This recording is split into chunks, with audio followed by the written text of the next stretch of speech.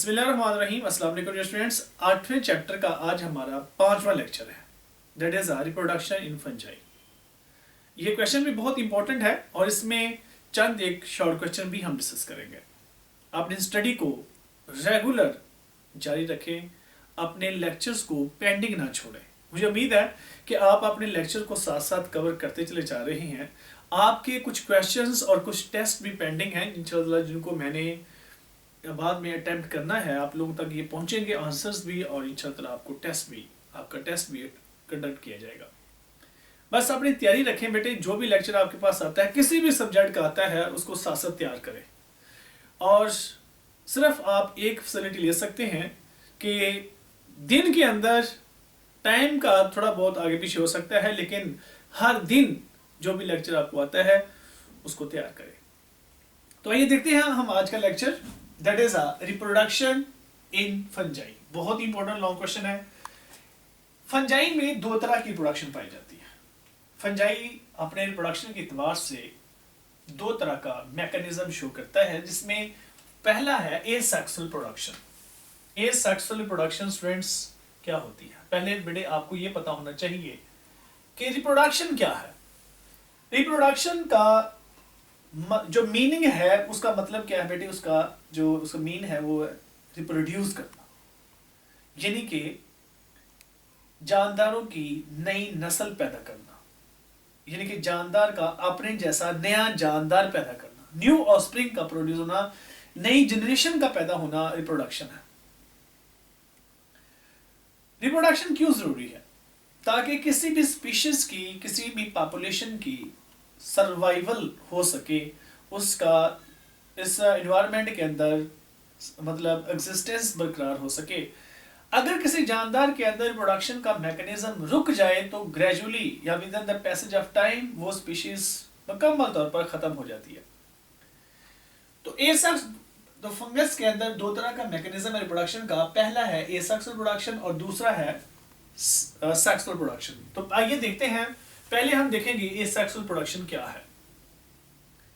तो फंजाई के अंदर एसेक्सुअल प्रोडक्शन के डिफरेंट मेथड्स हैं, यानी कि हम ये नहीं डिस्कस करते कि एक ही मेथड से फंजाई जो रिप्रोड्यूस करती है।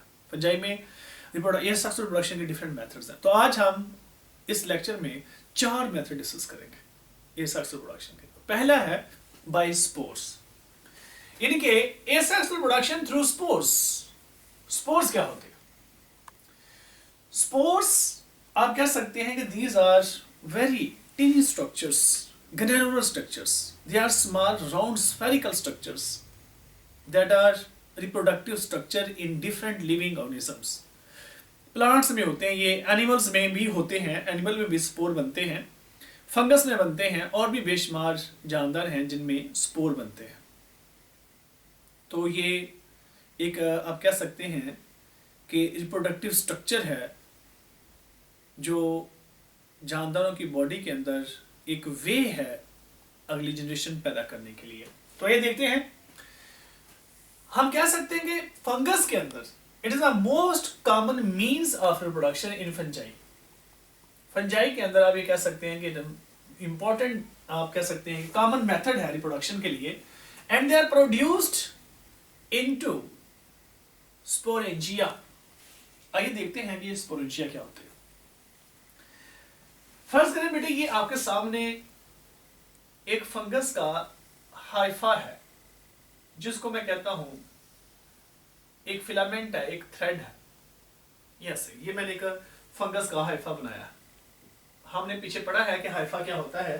It is a filamentous structure that is present in the body of fungi और fungus, that is called as hyphae, और उसकी सिंगुलर फॉर्म क्या है? हाइफा। तो डियर स्टूडेंट्स, यहां से हम एक इसी के ऊपर एक ऐसे एक स्टॉक बनाते हैं। जब फंगस अनफेवरेबल कंडीशन में जाती है तो उसमें इस तरह के स्टॉक बनने लग जाते हैं। ऐसे ये दो हैं, इससे हम एक और बना लेते हैं, ये तीसरा स्टॉक है। ऐसे यहां पे कंप्लीट सेप्टा होते हैं। ऐसे कंप्लीट सेप्टा। सेप्टा क्या है? Cross wall. जिस स्टूडेंट्स ने रेगुलर लेक्चर लिए हैं उनको इन बातों का पता है कि सेप्टा क्या है। कंप्लीट सेप्टा क्यों कहा? क्योंकि उसमें पोर्स नहीं है, इस वजह से वो कंप्लीट सेप्टा कहा। इस कंप्लीट सेप्टा के ऊपर ऐसे ना एक सैक बनता है, ये एक सैक है, it is another sac, it is another sac. इन सैक को नाम देते हैं स्पोरेंजियम, अगर एक है तो स्पोरेंजियम, अगर ज्यादा है तो स्पोरेंजिया। जिन स्टाक के ऊपर ये लगे हुए हैं उन स्टाक को नाम देते हैं स्पोरेंजियोफोर, स्पोरेंजियोफोर। ये स्पोरेंजियोफोर है।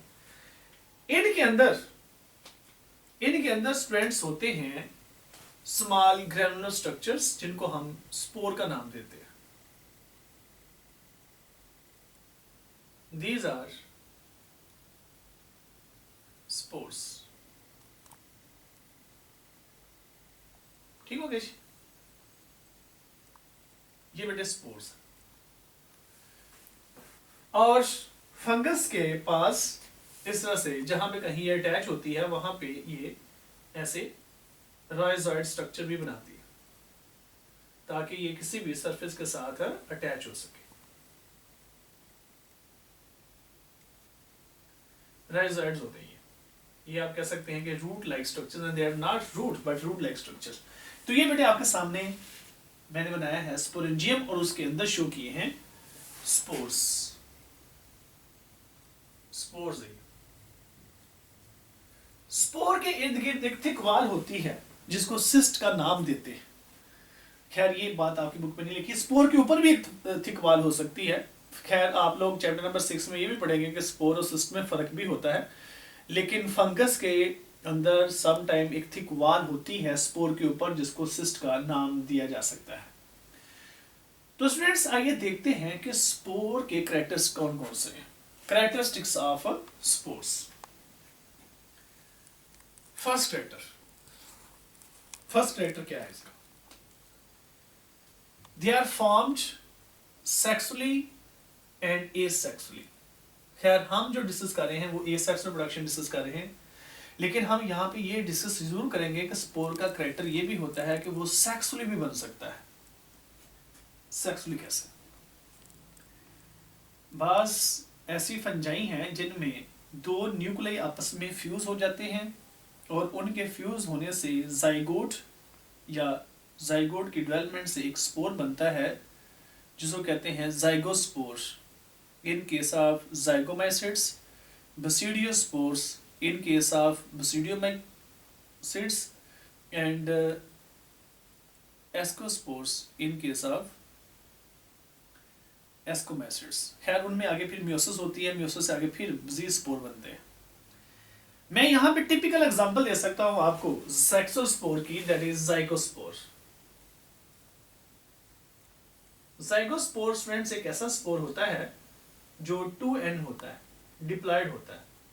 इसी चैप्टर में हम सेक्सुअल प्रोडक्शन में ये डिस्कस करेंगे, फंगस की सेक्सुअल प्रोडक्शन में डिस्कस करेंगे कि ये ऐसा स्पोर है जो जिसमें 2n होते हैं। ज़ाइगोस्पोर इसको क्यों कहते हैं?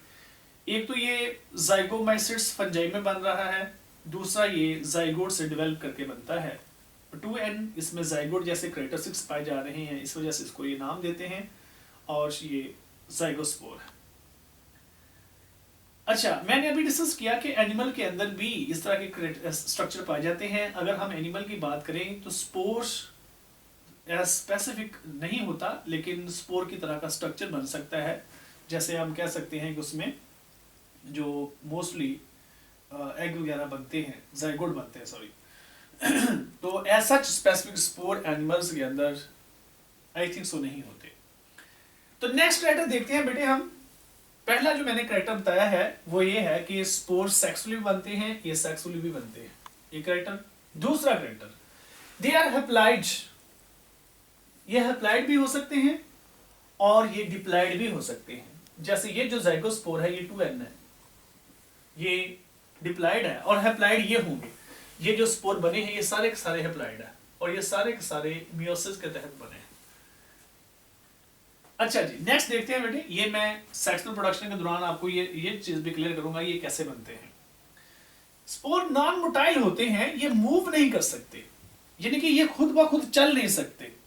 ये हवा से मतलब डिस्पर्स हो सकते हैं, ये विंड के अंदर जा सकते हैं, खुद नहीं ये चल सकते, और ना ही इनके डिस्पर्सल के लिए वाटर चाहिए। यानी कि ये इतने लाइट एंड वेट होते हैं, इतने हल्के होते हैं कि ये विंड के जरिए से भी फैल जाते हैं, इतने ये लाइट वेट होते हैं। और ये they are very small in size and they produced in large number, तादाद में बहुत ज्यादा पैदा होते हैं। ये जैसे ये एक स्पोरेंजियम के अंदर आपको नजर आ रहे हैं, ये इसके अंदर बेशुमार बनते हैं। यानी कि एक स्पोरेंजियम के अंदर ये आप कह सकते हैं कि हंड्रेड्स की तादाद में ये पाए जाते हैं, बहुत ज्यादा होते हैं, माइक्रोस्कोपिक ये होते हैं। फिर ये विंड से डिस्पर्स हो जाते हैं, और जहां कहीं इनको सूटेबल प्लेस मिलती है वहां पे ये दोबारा से जर्मिनेट कर जाते हैं। यानी कि जब ये मतलब जैसे ही ये फर्ज करें ये स्पोरेंजियम है, अगर ये बस्ट कर जाए, इसके बस्ट करने से क्या होगा, स्पोर निकल जाएंगे बाहर, हवा में चले गए। अगर ये किसी सूटेबल लैंड पे गिरते हैं, कौन, स्पोर्स, ये सूटेबल लैंड पे गिरे तो क्या होगा, ये वहां पे जाके क्या होगा, दोबारा से जर्मिनेट कर जाएगा ऐसे। इससे फिर ये आप कह सकते हैं कि राइजोइड बनेंगे, और साथ में ऐसे इसमें से दोबारा से ये माइसीलियम बनेगी। माइसीलियम कह लें, या आप कह सकते हैं कि दोबारा से हाइफा बनेगा ऐसे, ये इसमें न्यूक्लाई है, और फाइनली ये दोबारा से उस स्ट्रक्चर में डेवलप कर जाता है। तो इस तरह से ये जब किसी सूटेबल ऑर्गेनिक प्लेस पे पहुंचता है, ऑर्गेनिक मैटर में पहुंचता है, तो ये दोबारा से जर्मिनेट कर जाते हैं। तो ये थे कैरेक्टरिस्टिक्स के स्पोर के। अब हम इसका थोड़ा सा ना कंपेयर करते हैं। एक स्ट्रक्चर है, एक तो ये मेथड हो गया बाय स्पोर, ये स्पोर फॉर्मेशन के जरिए से अपना रिप्रोड्यूस करते हैं। जैसे ही ये स्पोर यहाँ पे इधर देखेंगे, यह स्पोर है, ये स्पोर जमीन पे गिरा, किसी सूटेबल एनवायरनमेंट में गिरा, वहां से जर्मिनेट किया, जर्मिनेट करने के बाद इसने दोबारा से हाइफी बनाई, ये हाइफी बन गई है। हाइफी के ऊपर जैसे ही दोबारा से अनफेवरेबल एनवायरमेंटल कंडीशन होंगी, दोबारा से ये स्टॉक बनाएगा, उनके ऊपर दोबारा से स्पोरेंजियम ग्रो करेंगे। अच्छा जी, सेकंड वे है बाय कोनिडिया।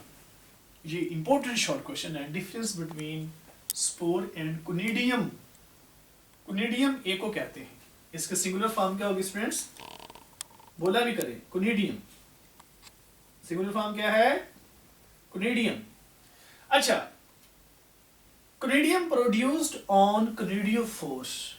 कोनिडियोफोर क्या है, ये भी एक स्टॉक है, जैसे स्पोरेंजियोफोर एक स्टॉक है, ये भी एक स्टॉक है। मसलन जैसे मैं यहाँ पे एग्जांपल देता हूं, जैसे पेनिसिलियम है, क्या स्टूडेंट्स, पेनिसिलियम,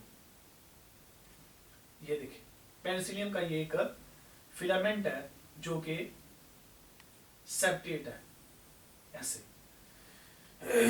इसके ऊपर ना जी ऐसे स्टॉक लगते हैं, ऐसे इसके ऊपर भी स्टॉक ग्रो करते हैं अनफेवरेबल कंडीशन में।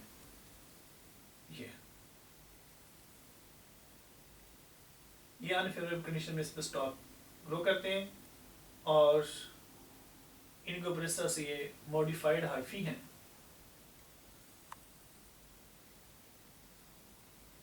ये इनके ऊपर स्पोर ग्रो करते हैं in the form of chains.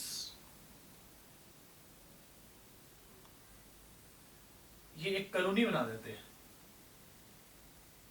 जहां पे कहीं ये ग्रो करते हैं तो ये कॉलोनी की शक्ल में नजर आ रहे होते हैं।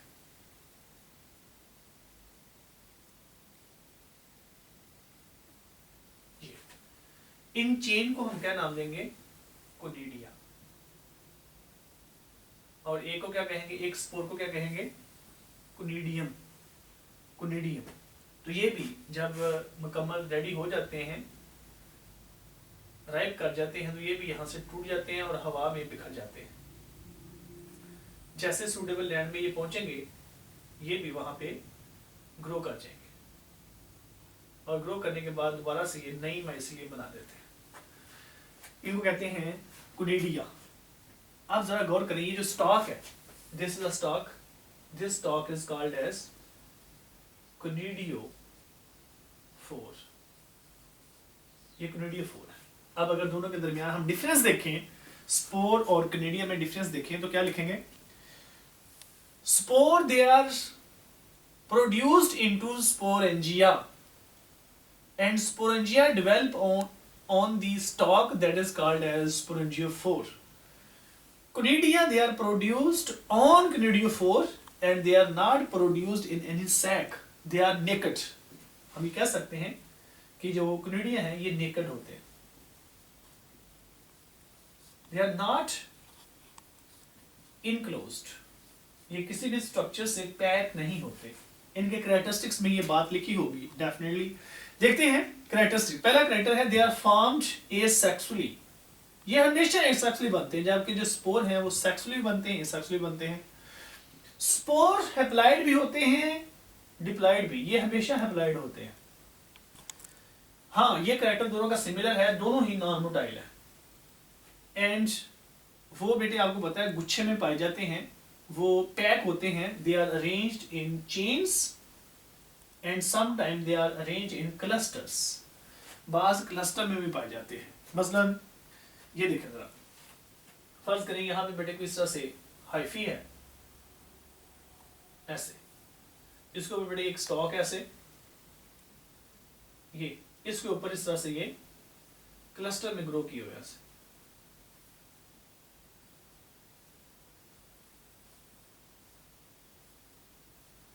इस तरह से बेटे ने इन्होंने एक गुच्छा बनाया हुआ है.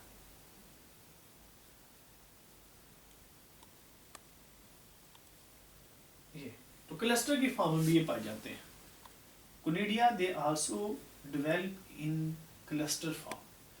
तो ये बेटे है सेकेंड इसकी फॉर्म. दोनों ही ये सेक्सुअल मेथड है रिप्रोडक्शन के फंगस के अंदर. इसमें बेटे तीसरा मेथड है fragmentation. The third method of reproduction that is fragmentation.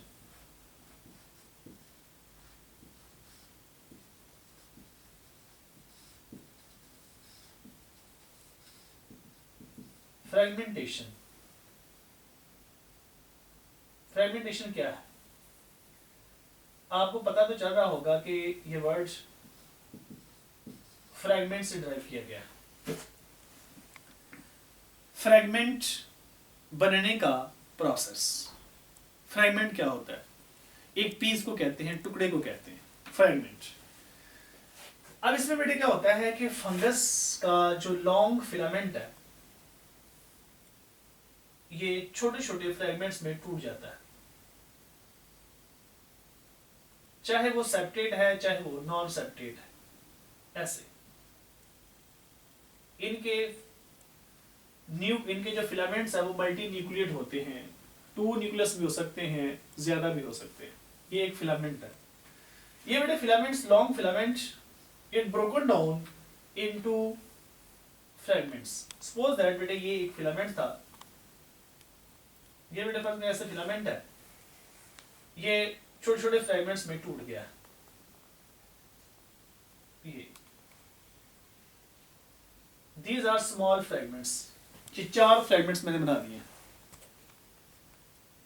इन तमाम फ्रैगमेंट से जर्मिनेशन होगी, ये ग्रो करेंगे और क्या होगा बेटे, नए माइसिलियम बनेंगे ऐसे.